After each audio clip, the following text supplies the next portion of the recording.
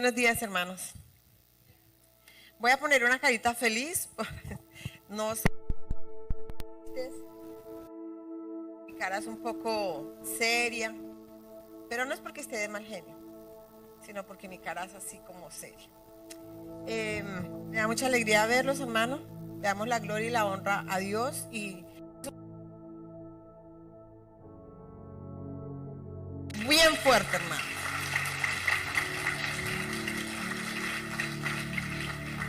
Él es nuestro invitado especial. Amén. Bueno, mis hermanos, estaba haciendo una estadística de cuántos países nos encontramos reunidos y somos 8 países, hermano, que estamos en este espacio tan pequeño, pero somos 8 países representando a cada una de nuestras naciones. Hay gente de Guatemala. ¿Quiénes son de Guatemala? México, Honduras, Salvador, Puerto Rico, Cuba, Estados Unidos y Colombia. Bravo. Somos muchos los que estamos aquí representando a nuestro Señor. Si estamos en este lugar, hermanos, es porque Dios tiene un propósito con cada uno de nosotros. Lo hemos venido mirando desde el estudio bíblico en las mañanas a las 10 de la mañana, que estábamos esta mañana estudiando. Miramos en la alabanza, cuando nuestra hermana está alabando al Señor, dice que Dios nos tiene aquí con un propósito, y así es. Dios no se equivoca. Dios tiene todo bajo control. Pensaría uno que porque por pura casualidad resultamos aquí. No, es que me salió un viajecito, no es que me cansé de estar en mi país y no, definitivamente me fui. No, hermanos, en Dios no hay casualidades. En Dios hay muchas coincidencias, pero son del Señor. Son cosas que Él quiere. Amén. Muchas gracias. Otra cosa, mis hermanos, la iglesia está creciendo. Lo estábamos hablando esta mañana con el hermano Tony, y la iglesia está creciendo. Desde la última celebración que tuvimos de líderes, nos pusimos algunas metas, de las cuales se han cumplido. Comprar nuevas sillas, porque vienen muchas personas nuevas. Colocar esta lamparita, el horario, para que no nos pasemos del tiempo. Las personas nuevas. Tenemos hoy bautismos, dice el pastor que tenemos bautismos, entonces quiere decir que la iglesia está creciendo. Tenemos aquí nuevos hermanos que nos han estado visitando, por allí también hay nuevos hermanos. Gloria a Dios por todos ustedes. Sé que un día van a estar muchos jóvenes aquí alabando al Señor, porque conoce Dios el corazón de cada uno de ellos y sabe que también van a estar un día aquí alabando al Señor. Para Dios nada es imposible. Entonces, hermanos, en este orden de ideas estamos necesitando discípulos, maestros, evangelistas, personas para mantener la iglesia en un perfecto estado, para que cuando usted llegue sienta ese ambiente y ese aroma especial de la iglesia, la limpieza. También necesitamos grupos para las damas, porque hay un grupo de damas, otro de caballeros. Amén, hermanos. Tengo una palabra poderosísima de parte de Dios para la iglesia Puente para Cristo. Mi predicación era el domingo pasado, pero por razones de horarios le tocó a mi hermano Jean Paul. Este domingo me tocó a mí. O sea que este mensaje lo he tenido en mi mente y en mi corazón por mucho tiempo, pero no soy yo la que voy a predicar, hermanos. Es el Espíritu Santo que está en nosotros, que está en mí, y es a Él a quien yo le voy a pedir que sea Él dando este mensaje para nosotros. La palabra, como decíamos el miércoles cuando estaba predicando la hermana Milena, la palabra siempre pasa primero por nosotros y luego llega al oyente. Entonces vamos a hablar en esta mañana de un personaje muy importante de la palabra de Dios que está en la Biblia, y este personaje es Esteban. Esteban, el mártir. Y vamos a ver qué significa mártir. Mártir, en el diccionario de la enciclopedia y la Biblia teológica Vic, encontré que mártir es generalmente testigo. Es un cristiano que prefiere morir antes de renunciar a su fe en tiempos de persecución. ¿Ustedes creen, hermanos, que la iglesia de Cristo ha sido perseguida? Amén, ¿cierto? Todo el tiempo. desde antes de que el Señor Jesucristo hubiera venido hasta estos tiempos, y finalmente seguirán habiendo persecución. Tengo aquí estos datos. Esteban en griego significa Estéfanos. Fue un diácono de la iglesia primera de Jerusalén, promártir de los primeros mártires del cristianismo. Se ganó la enemistad en varias sinagogas. ¿Saben ustedes qué son sinagogas o iglesias? Son templos, son estructuras donde se estudia la palabra del Señor. Se ganó la enemistad de varias sinagogas por sus enseñanzas. Fue acusado de blasfemia.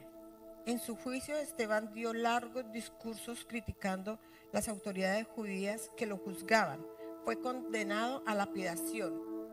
Su martirio fue contemplado por Saulo de Tarso. ¿Alguno aquí conoce quién fue Saulo de Tarso? Gloria a Dios. Un fariseo que posteriormente se hizo seguidor de Jesús. Amén. La única fuente de información de Esteban está en el libro de los Hechos de los Apóstoles de la Biblia en el Nuevo Testamento. Amén. Fue escogido por los 12 apóstoles para organizar y distribuir recursos de las viudas en esa comunidad. Fue un joven de apariencia joven, dice, que no tenía barba. Podríamos decir que tenía una apariencia como Junior, por ejemplo, Junior, el hijo del hermano Trejo. Joven con una apariencia así joven, sin barba, elegante, bien hermoso. Amén, hermanos.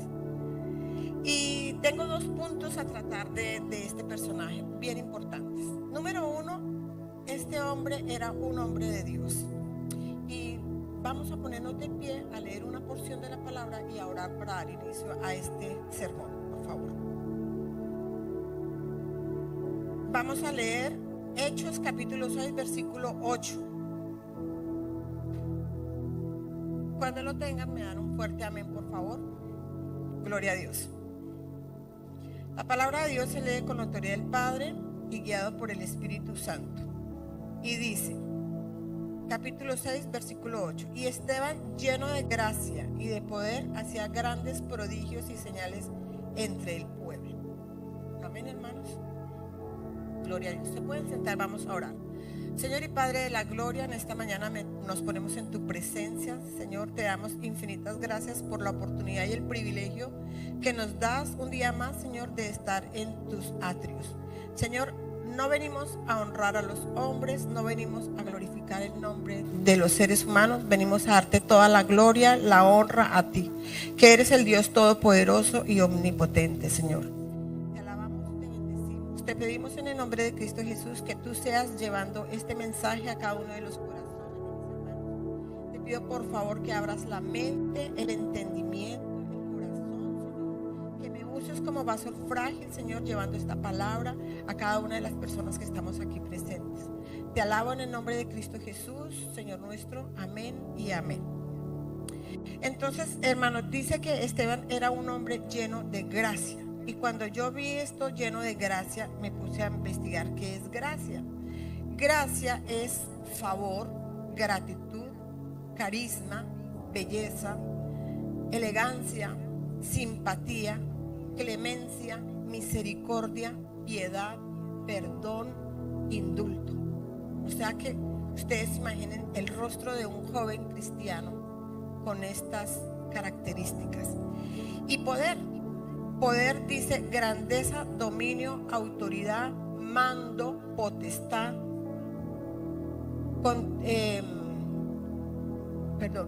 competencia, otorgamiento, licencia. En el libro de los Hechos, en el versículo 6, dice cómo fue que fue escogido este hombre Esteban. Esteban era un hombre diácono.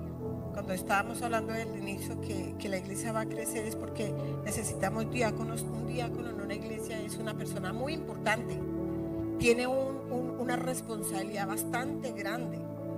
Primero dice que tiene que ser un hombre de Dios, que conozca, que tenga el amor de Dios en el corazón.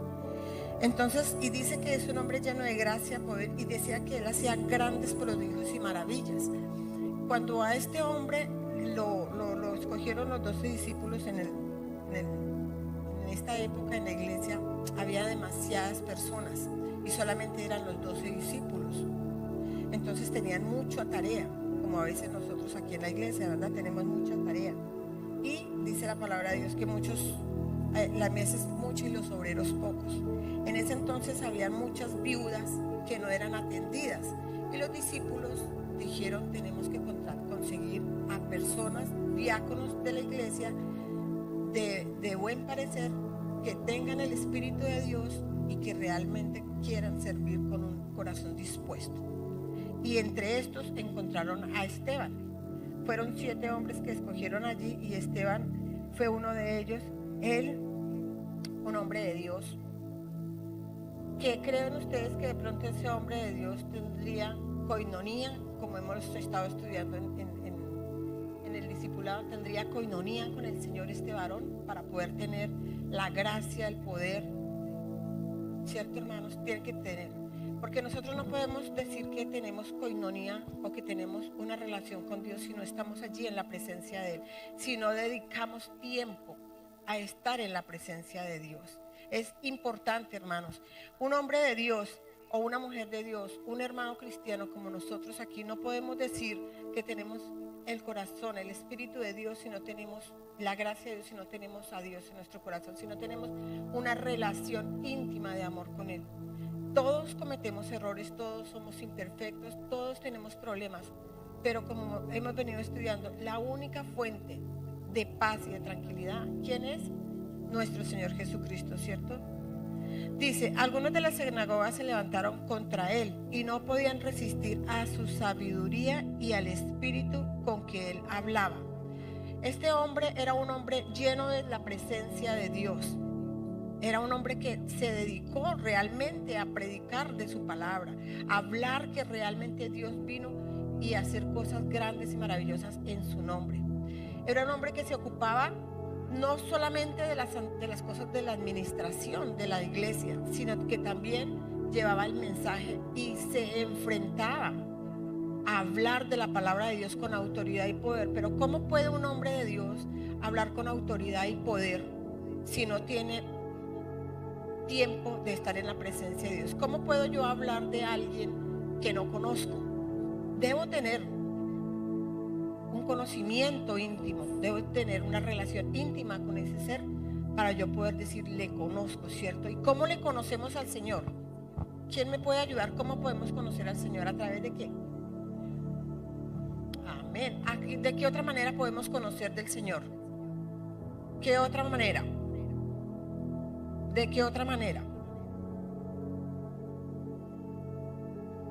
Llevando la palabra. Muy bien, hermana Marina, eso está muy bien. Nosotros podemos tener una relación de amor con Dios, con la oración, porque cuando nosotros oramos tenemos enfrente, tenemos que tener claro eso. Nosotros hacemos una oración y debemos tener enfrente a nuestro Señor. Nosotros debemos mirar que tener en cuenta que aunque Él no nos está con nosotros, el Espíritu de Dios está conmigo, el Espíritu de Dios está dentro de cada uno de nosotros. Eso viene adherente en nuestro nacer, en nuestro cuerpo, viene con nuestra naturaleza. Pero más aún se profundiza cuando nosotros hacemos esa oración de fe y entregamos nuestra vida al Señor y decidimos seguir a Cristo como nuestro Señor y Salvador, ¿verdad? Entonces ahí tenemos a nuestro Señor. Con la palabra de Dios aprendemos a conocer más de Él, porque ¿cómo podemos conocer de alguien si no sabemos? Por ejemplo, yo tengo familia en Colombia, pero si yo no me comunico con ellos, no me entero con ellos, pues no sé cómo estarán allá. Pero si me llega una carta y dentro de su carta me relata cómo ha estado la situación allí, pues yo me voy a enterar, ¿verdad? Entonces por eso es tan importante que nosotros día a día estemos con la palabra de Dios, no debajo del brazo, no en el bolso, sino que la abramos, la leamos y la escudriñemos, porque en cada palabra que hay en esta Biblia el Señor nos está hablando. Cuando nosotros hablamos con el Señor nos escucha. porque estamos aquí con nuestra voz. Le estamos dando gracias por lo que nos ha dado. Le estamos colocando en la presencia de Él las necesidades que nosotros tenemos. Le estamos diciendo de qué estamos careciendo. Y Él nos está dando lo que nosotros, nos está escuchando lo que nosotros necesitamos. Pero cuando nosotros abrimos la palabra de Él y la leemos, está Él hablando a nuestra vida. Entonces ahí tenemos nuestra relación. Por eso es tan importante que tengamos una vida de oración, de comunión, nuestro diario devocional, para poder tener una comunión con mi Señor. Amén.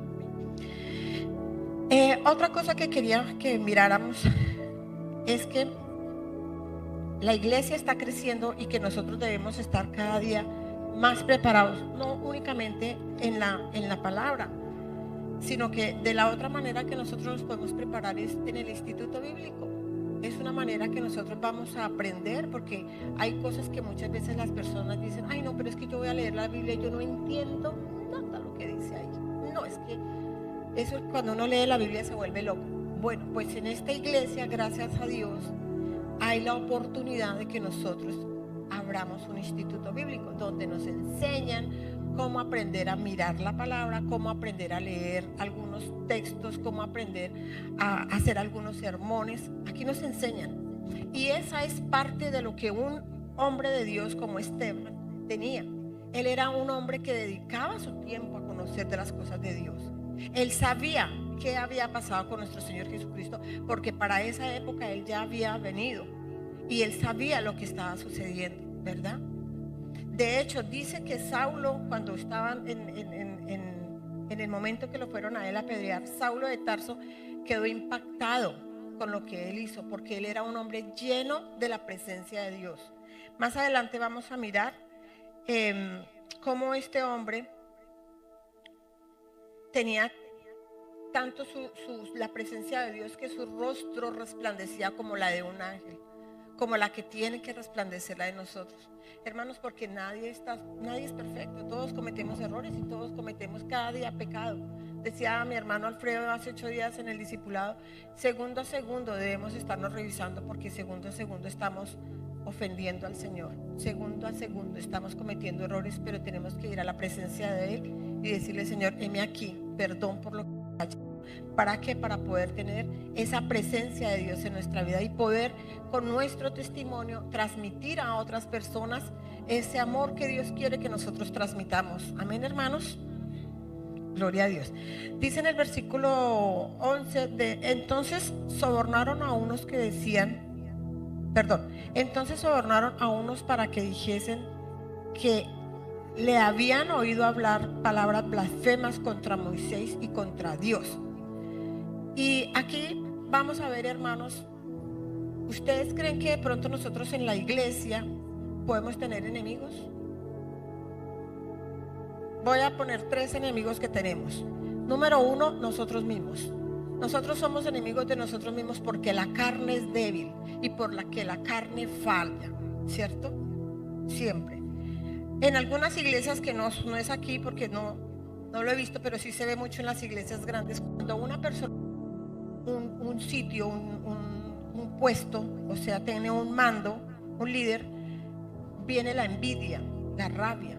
Pero eso es a causa de que de la carne, porque la carne no resiste que otra persona pueda ser mejor que uno, pero es porque no están en el Espíritu de Dios. Amén.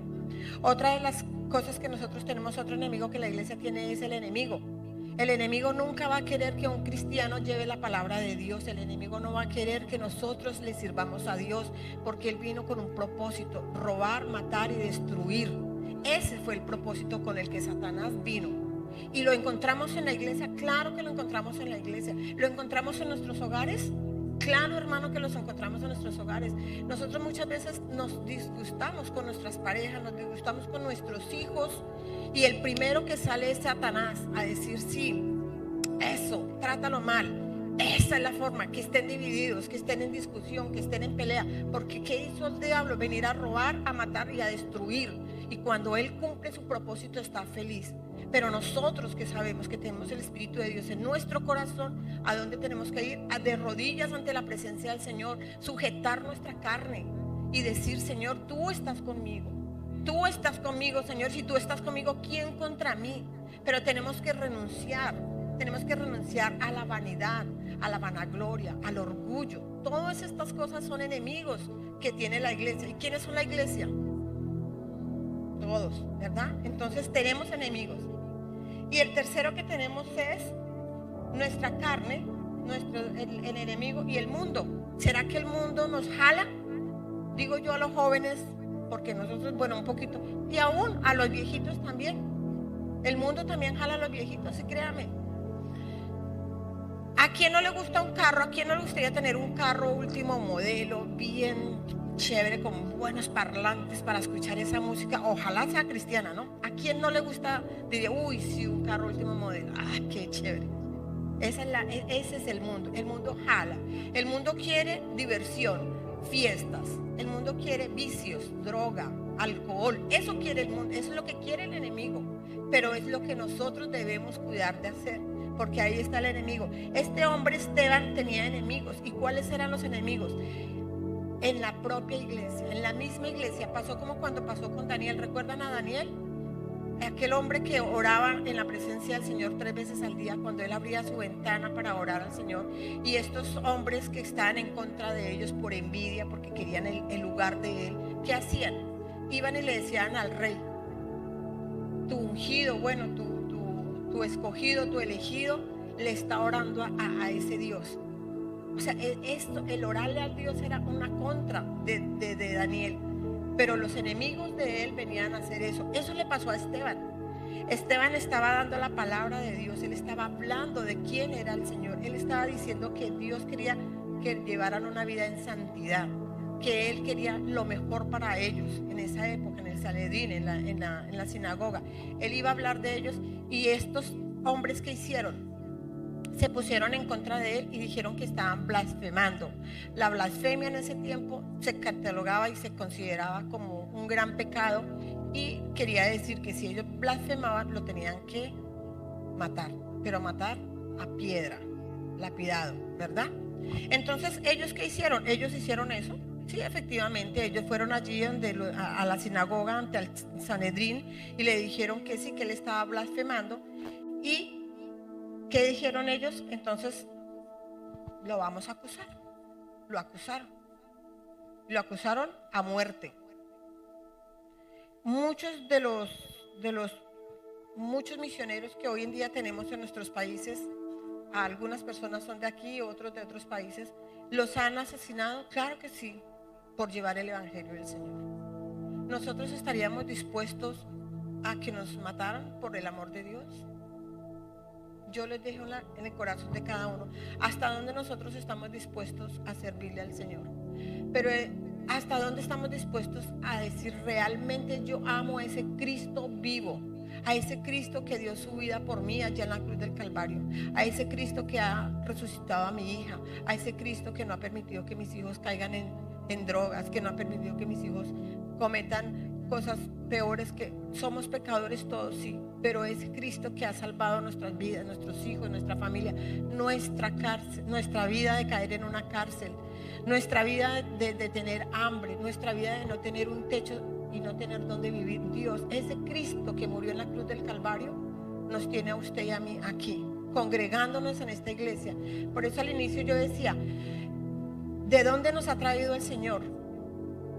De cada uno de nuestros países, ¿cierto? Con un propósito. El propósito no es, hermano, perdónenme con el respeto que ustedes me merecen, el propósito no es venir a lucir un vestido lindo, ni a tomarnos un rico cafecito, ni a hablar el hermano muy bonito del otro. No, el propósito por el que Dios nos ha traído aquí es que nosotros aprendamos más de Él, conozcamos más de su vida, nosotros nos enamoremos de ese Cristo vivo que dio la vida de Él en la cruz del Calvario por nosotros, por nuestros hijos. Eso es lo que Dios quiere que nosotros hagamos, hermanos. El segundo punto que quiero es: este hombre proclamaba el evangelio de Dios. Dice: con esto Esteban enfatizó una relación con Dios teniendo por base la fe y no el templo o la estructura de religión y costumbres. Esteban, sugirió a Dios. Él le sugería a ellos que Dios nos cuidaría y que Él protegería a su pueblo, ¿sí? Él mismo les descansaba en la presencia de Dios. Él por eso no le interesaba lo que estaba ocurriendo con él, porque él sabía que lo estaban blasfemando, maltratando, vituperando, humillando, pero él tenía el Espíritu de Dios. Dice que la gracia de Dios estaba en él, que el Espíritu de Dios estaba en él. El resplandor de su rostro era como de un ángel, porque él sabía a qué Cristo le estaba sirviendo. Él sabía. Y eso, hermanos, tenemos que tenerlo nosotros en nuestro corazón. Con dificultades, con problemas, con adversidades en la vida, las tenemos, pero debemos servir a ese gran Dios maravilloso, a ese ser maravilloso que dio su vida por usted y por mí en la cruz del Calvario. Y para finalizar, hermanos, dice que lo lapidaron. En el capítulo 7, en el versículo del 54 al 60, le voy a pedir a mi hermano Javier que me lea estos versículos que son bastante largos, para que miramos qué era lo que estaba haciendo Esteban. Capítulo 7, versículos 54 al 60, hermano Javier. Oyendo estas cosas, se enfurecían en sus corazones y crujían dientes contra él. Pero Esteban, lleno del Espíritu Santo, puestos los ojos en el cielo, vio la gloria de Dios y a Jesús que estaba a la diestra de Dios. Y dijo: He aquí, veo los cielos abiertos y al Hijo del Hombre que está a la diestra de Dios. Entonces ellos, dando grandes voces, se taparon los oídos y arremetieron a una contra él, y echándole fuera de la ciudad le apedraron.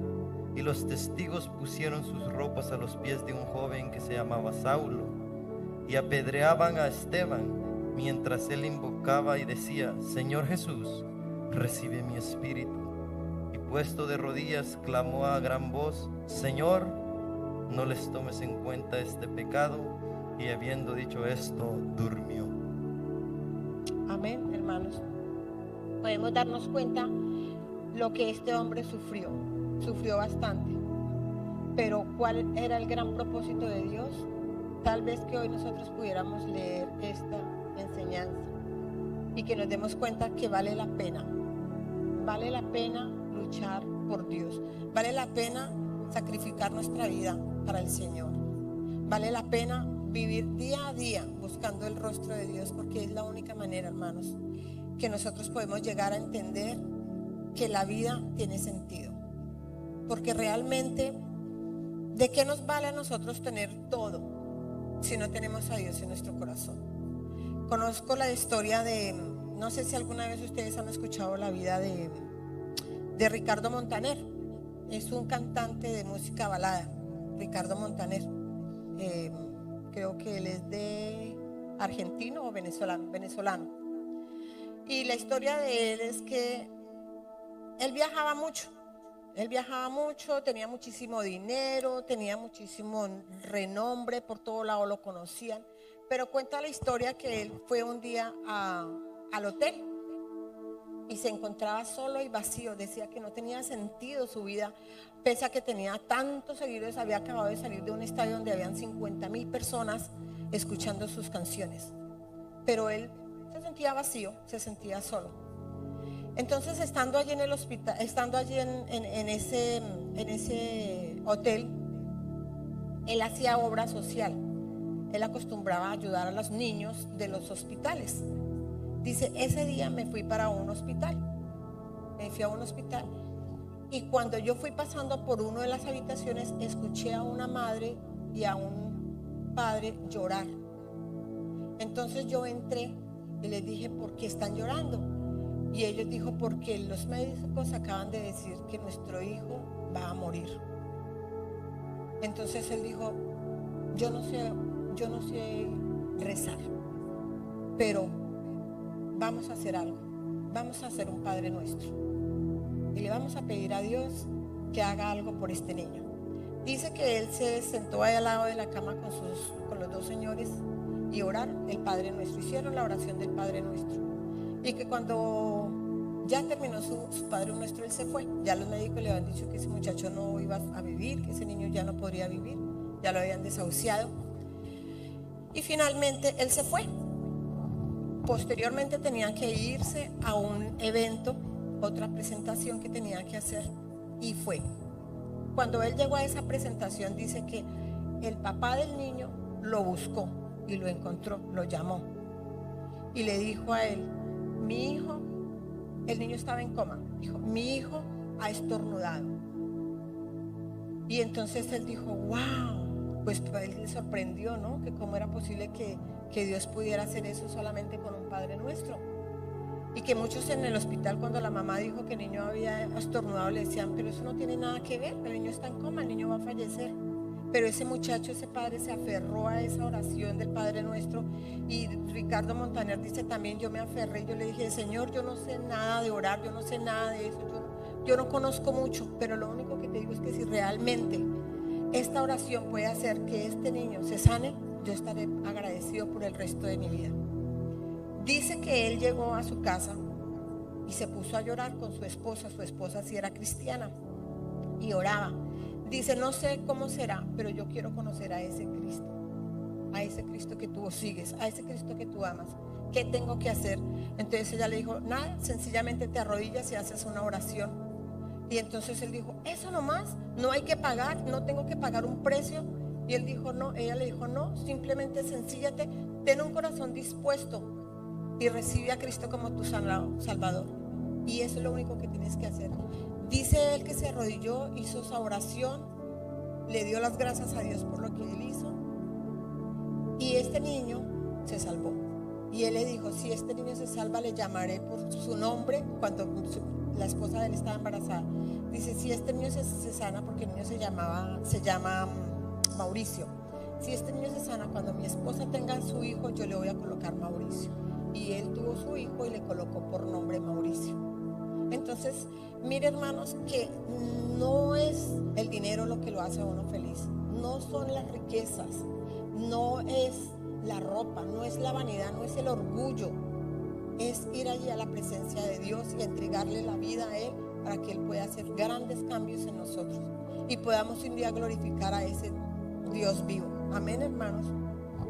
Dice Esteban que él clamaba a Dios, porque en el momento que le fueron a lapidar, él dice que los cielos se abrieron y que él vio al Padre y vio al Hijo, al Espíritu Santo, al Señor Jesús en medio, y la gente lo maltrataba y las piedras caían sobre él.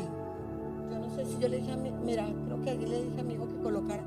Él se arrodillaba y las piedras le caían, pero era tanta el amor que él tenía por Dios, por el Espíritu Santo, por el Señor, que él dice que los cielos se abrían y su rostro brillaba, su rostro era como el de un ángel.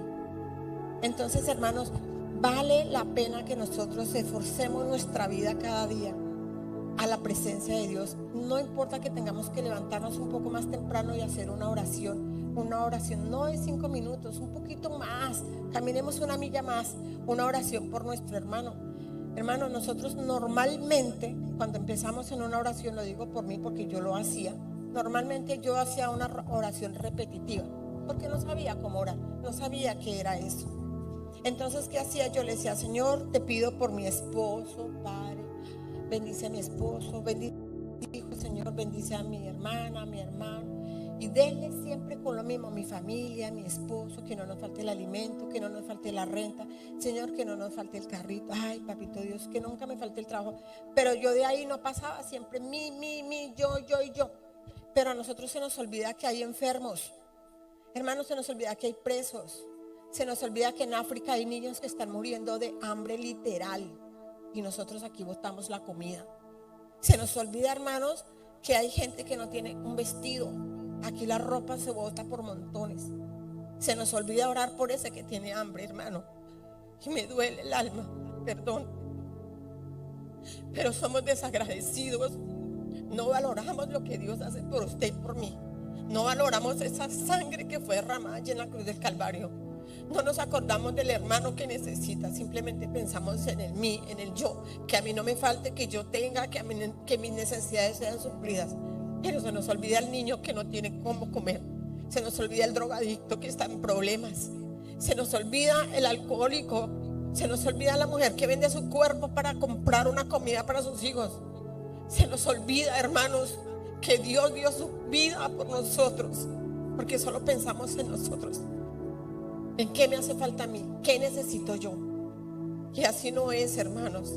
Así no es. Este hombre dio su vida mostrando quién era el Cristo que había muerto por nosotros. Y por eso lo apedrearon, por eso lo lapidaron, por eso murió. Pero murió en victoria. Y sabemos que este hombre hoy está en la presencia del Señor. Un día nosotros vamos a estar en la presencia de Dios. Pero hay que pagar el precio, hermanos. Sí, Señor, hay que pagar el precio. Aunque nos duela, hay que pagar el precio. Muchas veces es la salud, muchas veces son lágrimas, muchas veces es necesidad económica, muchas veces son problemas con mi esposo o con mi esposa. Porque hay hombres que no les gusta, mujeres que no les gusta que su esposa vaya a la iglesia. Y lo vemos en la actualidad. Hay hombres que no les gusta que su esposa vaya a la iglesia, o mujeres que no les gusta que su esposo vaya a la iglesia, porque piensan que quién sabe qué van a hacer allá. Pero porque no conocen a ese Dios verdadero que está en el corazón de nosotros. Eso es lo que tenemos que nosotros hacer. Mirar que Dios está en medio de nuestro corazón y que Él es el único que nos puede ayudar. Es el único que nos puede levantar. Amén, hermanos. Que no nos pase lo que le pasó a un hermano que le dice a la mamá: mamá, ay, hoy no tengo ganas de ir a la iglesia. Entonces la mamá le dice: ¿por qué? Dice: estoy cansada. Dice: pero tiene 3 razones muy importantes para ir. Y le dice él: ¿cuáles son? Le dice: número 1, tú tienes las llaves de la iglesia. Número 2, tú tienes que predicar. Y número 3, tú eres el pastor. Entonces, difícil si nosotros, que no nos vaya a pasar eso, que no vayamos a la iglesia, porque dice la palabra de Dios que no nos dejemos de congregar como algunos tenemos por costumbre, ¿verdad? Debemos venir a la casa de Dios a recibir el alimento espiritual, y no cada 8 días, sino todos los días aprender de la palabra de Dios. Hermano, yo quiero decirles lo siguiente: con que usted hoy en su corazón se concientice de que diariamente, así sean 2, 3 versículos de la Biblia que usted atesore en su corazón, yo creo que yo pienso que Dios estaría feliz de que nosotros tengamos ese mensaje en el corazón. Que aprendamos que Él es el Todopoderoso, que no nos olvidemos que hay que orar por los que necesitan, que no nos olvidemos que hay que dar testimonio, para que nosotros con nuestro testimonio convirtamos a otros que necesitan de Cristo, para que esta iglesia se ensanche. Como decíamos, mira, tenemos representación de muchas naciones.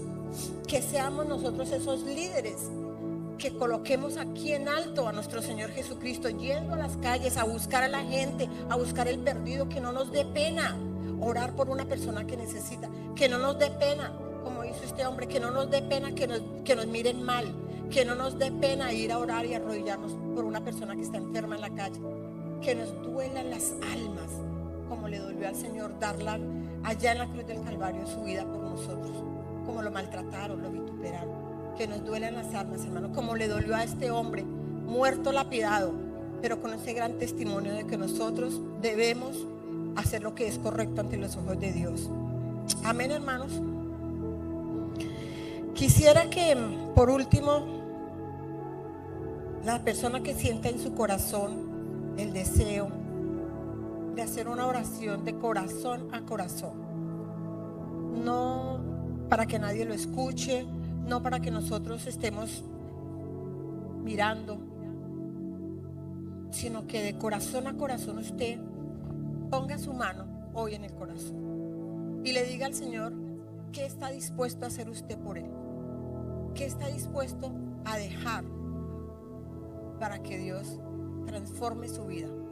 ¿Qué está dispuesto, hermano, usted a ofrendarle al Señor para que Él toque su vida? Vamos a orar. Cierren sus ojos, toquen la mano en su corazón y vamos a hacer una oración de corazón a corazón. ¿Qué significa eso, hermano? Corazón a corazón es que su corazón se conecte con el corazón de Jesús, que se conecte, que tenga un verdadero arrepentimiento, que tenga una verdadera disposición de decir: Cristo como mi Salvador. Señor, en esta tarde nos ponemos en tu presencia, Señor, y te damos muchas gracias. Gracias por este mensaje, Señor. Gracias por esta palabra que has traído a nuestra vida, Señor. Gracias, Padre amado, porque tú tienes el control de cada uno de nosotros. Hoy venimos aquí, Señor, delante de tu presencia, a entregar este corazón, Señor, arrepentido, Dios, por lo que estamos haciendo. Te hemos fallado, Señor. Te hemos vituperado, Señor. Te hemos negado, Señor. Hemos hecho lo incorrecto delante de ti, pero tú tienes misericordia, Señor. Tu gracia y tu favor está para con nosotros. Señor, perdóname. Perdóname si te he ofendido. Perdóname porque te he negado. Perdóname porque te he fallado. Perdóname porque he sido malediciente, Señor. Porque de la abundancia de mi corazón he abierto para sacar cosas que hay allí atesoradas. Perdóname, Señor. Hoy vengo con un corazón dispuesto, humillado y contrito, Señor. Tu palabra dice que un corazón humillado y contrito tú no rechazas. Hoy estoy aquí delante de ti, Señor, para decirte que te amo, Señor. Que gracias por haber dado tu vida en la cruz del Calvario por mí, Señor. Que gracias por cuidar de mi familia, de mis hermanos, de mi esposo, Señor, de mis hermanos en Cristo, de aquel que está en las calles, que no tiene alimento, de aquel joven, Señor, que por desgracia cayó en las drogas, de aquel hombre que de pronto, Señor, cayó en el alcohol, Señor. Hoy vengo aquí en tu presencia, Señor, a decirte que nos perdones y que nos des la fuerza de salir adelante, Señor, con un corazón humillado y contrito. Hoy decimos, Señor, te recibo como mi único y suficiente Salvador personal, porque sin ti nada soy, Señor. Lávame con tu sangre preciosa de todo pecado, de toda contaminación. Y dame la oportunidad, Señor, de convivir cada día y conocerte cada día más, Padre. Porque separados de ti nada podemos hacer, Señor. Amén y amén. Muchas gracias, hermanos.